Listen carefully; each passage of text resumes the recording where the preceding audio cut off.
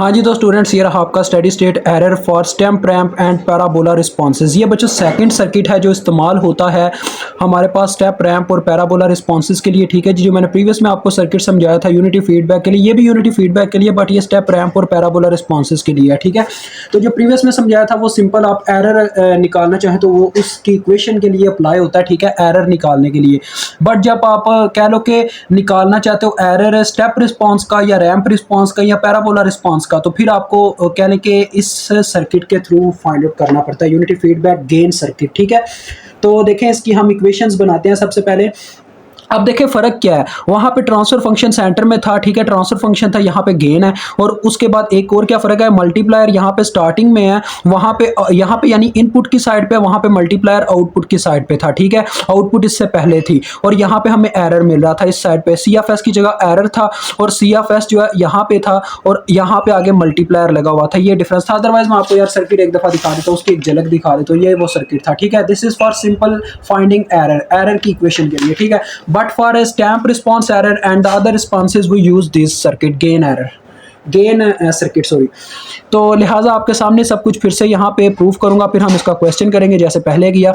तो देखो बच्चों, सिंपल पहले मैं एरर की अगर इक्वेशन लिखना चाहूँ जो कि ई एफ एस है, वो क्या बन रही है देखें ज़रा गौर करें। एरर की इक्वेशन यानी एरर मुझे उस वक्त मिल रहा है जब इस मल्टीप्लायर में से कुछ फीडबैक निकल के आ रहा है। फीडबैक कैसे निकल रहा है, देखो यहाँ से इनपुट की तरफ पॉजिटिव साइन है यानी कि रिस्पांस की तरफ, तो आर एफ एस आ गया प्लस में, नेगेटिव साइन है सी एफ एस की तरफ से। देखो यहाँ से कुछ आउटपुट निकलती है तो वो सी एफ एस आती है ना, तो सी एफ एस से यहाँ से फीडबैक एक आ रहा है जो कि यूनिटी फीडबैक है यानी कि सी एफ एस ही आ रहा है। सी एफ एस यहाँ पे हमें क्या मिलेगा, माइनस में, सी एफ एस ये ऐसे आ गया, यानी कि ये इक्वेशन तो सेम रही। बट फर्क कहां पे आएगा, देखो बच्चों, जब मैं यहां पे कह लो कि सी एफ एस की इक्वेशन लिखना चाहूँ जो यहाँ पे मैं पुट करूंगा इसके अंदर, तो वो क्या बनती है, देखो सी एफ एस यहाँ पे है ना, यानी इसमें से जो आउटपुट निकल रही है वो हमारा सी एफ एस है। लेकिन इस दफ़ा यहाँ पे जो यानी कि गेन, यानी कि हमारे गेन को इनपुट मिल रही है वो यहाँ पे ये वाली है, यानी कि एरर है। एरर हमें हमारे गेन को एज एन इनपुट मिल रहा है, तो लिहाजा एरर इस गेन के साथ मल्टीप्लाई होगा, तो जो हमें यहाँ पे आउटपुट मिलेगी वही हमारा सी एफ एस होगा। जैसे कि एम्पलीफायर करते हैं वैसे ही एक एम्पलीफायर सर्किट है जो गेन उसकी यहाँ पे जी एफ एस की फॉर्म में दी गई हुई है। तो ये हमारे पास इक्वेशन बच्चों आ जाएगी जी एफ एस और ई एफ एस। ठीक है, बस इतना फर्क आया। वहां पे हमारे पास क्या आई थी, टी एफ एस, और साथ में क्या मल्टीप्लाई हुआ था, आर एफ एस। यहाँ पे ये हो गया कि टी एफ एस कह लो, अगर ट्रांसफर फंक्शन भी होता फिर भी वही बात थी, लेकिन यहाँ पे गेन की बात हम करते होते हैं, तो इसके साथ एरर मल्टीप्लाई हुआ है। ठीक है, अब इसको आप यहाँ पे लाके पुट करोगे इस इक्वेशन में, तो आपको इक्वेशन मिलेगी कैसे, आप मतलब कि एक स्टैंडर्ड फॉर्म मिलेगी एरर की इक्वेशन की, फिर हम स्टेप रैंप और पैराबोला रिस्पॉन्सेज के एरर निकालेंगे। ठीक है, तो देखो आपको वैसे बच्चों याद है ना कि स्टेप रिस्पांस हमारे पास क्या था, टाइम डोमेन में उसकी यानी कि यू ऑफ टी से उसको प्रेजेंट कर रहे थे हम, यानी 1 से, और जब उसको फ्रीक्वेंसी डोमेन में हमने देखा तो 1 ओवर एस था। ये मैंने आपको शुरू में इसका सिग्नल और टेबल वगैरह में सब कुछ बताया था, और इसको हम ये जानते हैं किसके नाम से, कांस्टेंट पोजीशन के नाम से। उसके बाद रैंप रिस्पांस था वो कह लें कि टी के बराबर था in the case of time domain, और फ्रीक्वेंसी डोमेन में वो 1 ओवर एस स्क्वायर के बराबर था। और जो पैराबोला था, पैराबोला हमारे पास टाइम डोमेन में 1 ओवर 2 टी स्क्वायर के बराबर था और इसमें 1 ओवर एस क्यूब के, और ये कांस्टेंट वेलोसिटी थी, ये कांस्टेंट एक्सेलरेशन था। ये सब आपको याद होना चाहिए। वो टेबल आपके बहुत काम का बच्चों, अगर आप टेबल याद कर लो मैं कहता हूँ आप बहुत आगे जाओगे। अब देखो, यानी इस बुक के अंदर है, ये ना हो आप बोलो जिंदगी में सर ने बोला था बहुत आगे जाएंगे और रह पीछे गए, मेहनत पे डिपेंड करता है। अब देखो आर एफ एस तो यहाँ पे सेम टू सेम है, सी एफ एस की वैल्यू पुट करते हैं, G F S into E F S आ गया। ठीक है, अब देखो बच्चों, मैं ई एफ एस की यहाँ पे इक्वेशन निकालना चाह रहा हूँ, ई एफ एस और जी एफ एस को उठा के दूसरी जानिब लेके जाता हूँ, तो ये मेरे पास आ जाएगा कुछ इस तरह से, E F S plus G F S, E F S,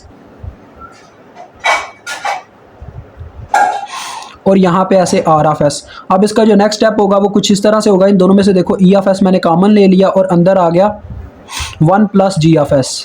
ठीक है, is equal to R F S. तो देखो क्या इक्वेशन बन गई हमारे पास, एरर की इक्वेशन बन गई, E F S is equal to R F S divided by 1 plus G F S. ठीक है बच्चों, ये आपके पास इक्वेशन बन गई। अब ये तो फ्रीक्वेंसी डोमेन में, टाइम डोमेन में हम कैसे लेके गए थे, यानी एरर को फाइंड आउट करने के लिए हमने फाइंड आउट करना स्टेडी स्टेट एरर, और steady state error infinite time पे अवेलेबल होता है। दैट्स वाई हम ई इन्फिनिटी पे बचे गए थे, याद हो आपको अगर, तो ई इन्फिनिटी हम क्या स्मॉल ई से प्रेजेंट करेंगे। टाइम डोमेन में हम एरर को स्मॉल ई से प्रेजेंट करते हैं, और जो फ्रीक्वेंसी डोमेन होती है उसमें हर एक कैपिटल लेटर से प्रेजेंट होती है चीज़, ठीक है बच्चों। तो देखो ये हमारे पास इसके बराबर था, याद हो आपको, तो limit T approaches to infinity E of T, यानी कि अगर मैं लिमिट अप्लाई करता हूँ तो देखो किसके बराबर आ जाएगा, यानी कि लिमिट पुट होगी टी जहाँ पे, वहाँ पे इन्फिनिटी आ जाएगा, तो ई ऑफ इन्फिनिटी ही आ जाएगा। फिर मैंने आपको ये चीज़ समझाई थी बच्चों कि हम फ्रीक्वेंसी डोमेन से टाइम डोमेन का एरर फाइंड आउट करना चाह रहे हैं, तो हम क्या करते हैं, इसकी लिमिट को कन्वर्ट कर देते हैं फ्रीक्वेंसी डोमेन की लिमिट में, ठीक है। तो वो हमने कैसे की थी, आपको याद हो, मैंने बताया था बच्चों कि ये जो लिमिट होता है ना, लिमिट भी एक चेंज होता है, तो लिहाजा यहाँ पे असल में ना चेंज, यानी कि लिमिट एक इज आल्सो अ चेंज और derivative is also a change. तो यहाँ पे देखा जाए एक दफ़ा चेंज आ रहा है एरर में, तो लिहाजा इसका मतलब है एक डेरिवेटिव एरर के साथ ऐसे मल्टीप्लाई हो रहा है, ठीक है। अगर मैं इसको लैपलास लेके फ्रीक्वेंसी डोमेन में लिखना चाहूँ तो क्या आएगा, आपको याद होगा लैपलास जब लेते हैं तो डेरिवेटिव की जितनी डिग्री होती है उतनी एस की डिग्री हम मल्टीप्लाई करवाते होते हैं, और ये बन जाएगा ई ऑफ एस, तो एस ई ऑफ एस आता होता है, ये यहाँ पे आपको नजर आ रहा है। तो ये तो आ गया बच्चों, देखो एस ई ऑफ एस, लेकिन लिमिट अभी खत्म नहीं होगी, लिमिट आ जाएगी बट अब एस की फॉर्म में, यानी कि एस अप्रोचेस टू क्या आएगा, मैंने बोला था फ्रीक्वेंसी और टाइम बच्चों एक दूसरे के बिल्कुल अपोजिट है, जैसे कि आपने ये टाइम पढ़ा हुआ है, the reciprocal of time period is called frequency. तो दैट्स व्हाई यहाँ पे भी वही चक्कर है कि देखो अगर मैं टाइम, मेरे पास इन्फिनिटी है, यहाँ पे मैं इन्फिनिटी पुट करूं बच्चों, 1 over infinity is equal to 0 आएगा ना, तो यानी कि फ्रीक्वेंसी उस वक्त 0 हुआ करेगी जब टाइम इन्फिनिटी पे होगा। अगर अब मैं इसको फ्रीक्वेंसी डोमेन में ले गया तो अब एस अप्रोचेस टू 0 होगा, ठीक है बच्चों। और अगर आपके पास टाइम अगर 0 होता तो 1 ओवर 0 यानी कि फ्रीक्वेंसी उस वक्त इन्फिनिटी होती, बिल्कुल दोनों उल्टा चलते हैं। ये देखो इस दफा तो मैंने पूरा लॉजिक ही बयान कर दिया। तो अब आप इसमें वैल्यू पुट करो यार, तो देखो बच्चों यार आपके सामने ही है, एस जब इसमें पुट करूंगा बस आ जाएगा एस आर ऑफ एस, ये आपके सामने गा रहा हूं देखो, is equal to limit S approaches to 0 S R of S divided by 1 plus G of S, ठीक है, आ गया। तो अब हम आगे इसके बाद क्या करेंगे, देखो बच्चों ये तो सिंपल एरर आया हमारे पास, यानी एरर की जनरल फॉर्म आई है, हमें चाहिए स्टेप रिस्पांस का एरर, यानी स्टेप एरर कह सकते हो आप उसको, स्टेप रिस्पांस एरर, और उसके बाद आप कह सकते हो नेक्स्ट को रैंप रिस्पांस एरर, और उससे नेक्स्ट वाले को पैराबोला रिस्पांस एरर। यानी इन सब में कैसे एरर पाया जाता है मैं आपको बताता हूँ। आपको ये तो सारे पता चल गए ना, ये होते हैं, यानी कि यूनिट जो होता है यूनिट स्टेप उसका होता है 1 ओवर एस, और जो टाइम होता है उसका 1 ओवर एस स्क्वायर होता है, और जो ये जो टी यानी कि पैराबोला उसका होता है 1 ओवर एस क्यूब। तो बच्चों ये सारे उनके रिस्पॉन्सेज हैं, आर की वैल्यूज हैं ये इन सब के, ठीक है, ये आर की वैल्यूज हैं। तो देखें आपके सामने ही करूंगा मैं, क्या करूंगा देखें, सबसे पहले नंबर पे मैं स्टेप का निकालने लगूँ एरर। स्टेप एरर पता कैसे प्रेजेंट करोगे आप, मुझे एक दफ़ा देख लेने दें आपके बुक वाले ने कैसे यानी कि प्रेजेंट किया, क्योंकि मेरी ड्यूटी है आपको बिल्कुल करेक्ट अंदाज में पढ़ाना, कोई मिस्टेक ना छोड़ना बीच में। तो मैं देख लेता हूँ आपके बिल्कुल बुक से मिलता जुलता ही लिखूँ, आपको कोई डिफरेंस ना दूँ, ठीक है। तो बुक वाले ने आप के एरर को इस तरह से डिनोट किया हुआ है, हाँ जी बिल्कुल बिल्कुल, यहाँ पे वो लिखता है, यानी कि अगर स्टेप एरर है तो यहाँ पे लिख के आगे इनटू इन्फिनिटी लिखेगा, ठीक है बच्चों, ये इसका तरीकाकार है। अब स्टेप रिस्पांस में आपको मैंने बताया कि रिस्पांस हमारे पास किसके बराबर है, आर ऑफ एस हमारे पास 1 ओवर एस के बराबर है, वो आपने ऊपर आपने बताया नहीं था, याद है ना, ओके हो गया। तो देखो क्या होगा, लिमिट एस अप्रोचेस टू 0, अभी लिमिट अपनी जगह पे है, और यहाँ पे आ जाएगा एस इंटू 1 ओवर एस, यानी कि आर की जगह उसकी वैल्यू पुट हो गई, और बटे में as it as 1 plus G of S. तो बच्चों देखो क्या होगा, एस एस से कट गया, ये आ गया 1 over 1 plus G of S. अब ऊपर सिंपल एक कांस्टेंट है, तो मैं लिमिट को बच्चों वहां पे लेके चलता हूं जहां पे उसका कहीं काम है, यानी जहां पे सिर्फ लिमिट अप्लाई होगी। तो देखो क्या है, ऊपर सिर्फ कांस्टेंट रह गया, 1 के ऊपर लिमिट कोई अप्लाई हो सकती है, यहाँ पे तो एस का नामो निशान ही नहीं है, इस पे लिमिट अप्लाई होने नहीं है। तो होल के साथ लिमिट लिखने की बजाय अब आप इस तरह से लिमिट लिखोगे, जहां पे अप्लाई होती है ना, यानी कोई भी ऐसा नंबर आपकी इक्वेशन, जहां इक्वेशन के अंदर कोई भी ऐसा नंबर जिसके साथ एस मौजूद है, यानी कि उसके अंदर एस मौजूद होगा, वहां पे आप लिमिट लिखोगे।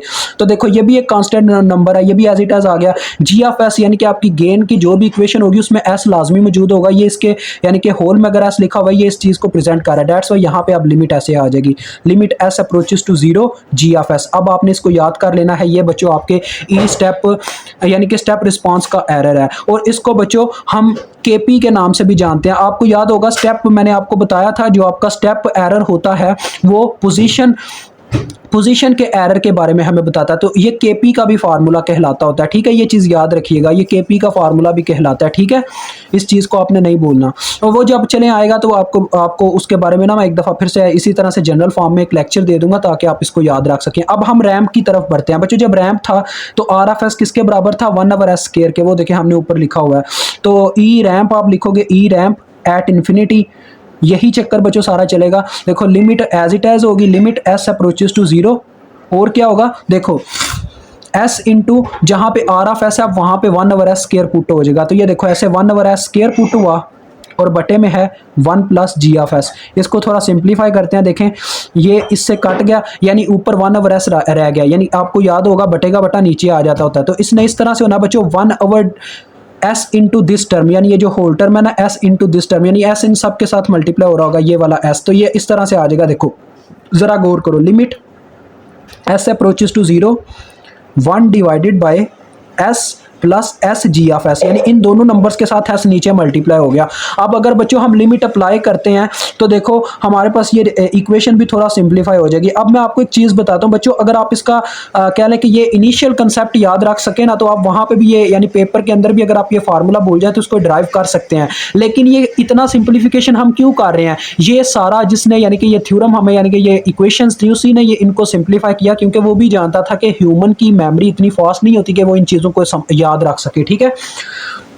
तो देखो मैं क्या करता हूँ, लिमिट अप्लाई करता हूँ जहां जहां अप्लाई हो सकती है। यहाँ पे 1 के ऊपर तो अप्लाई नहीं होगी, यहाँ पे नीचे बच्चों देखो सिंपल एस है, एस की जगह 0 पुट हो जाएगा, तो 0 यहाँ पे आ गया, प्लस यहाँ पे आपने पुट नहीं करनी क्योंकि हमें जी एफ एस की वैल्यू का नहीं पता क्या होगी। हर केस में आपको पता है जी एफ एस की वैल्यू चेंज होगी हर क्वेश्चन में, तो लिहाजा यहाँ पे हम लिमिट अप्लाई नहीं करेंगे, ऐसे बस लिमिट छोड़ देंगे, यानी उसको बता देंगे कि इस जगह पे हमने लिमिट अप्लाई नहीं की, तो ये एज इट एज पड़ा हुआ है अपनी जगह पे, ठीक है। तो ये देखो ये इक्वेशन बन गई 1 divided by limit S approaches to zero, ठीक है, और एस जी ऑफ एस, ये आपके पास इसकी इक्वेशन आ गई रैंप रिस्पॉन्स की। अब हम निकालते हैं लास्ट एंड फाइनल पैराबोला की। आर ऑफ एस आपको पता है पैराबोला के केस में 1/s क्यूब था,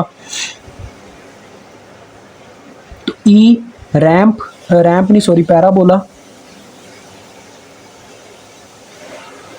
into infinity is equal to क्या आएगा, देखो बच्चों एस, वही एस, यार ये मैं थोड़ा सा ना आपको अब यहाँ पे करवाना चाहता हूँ, जरा गौर कीजिएगा।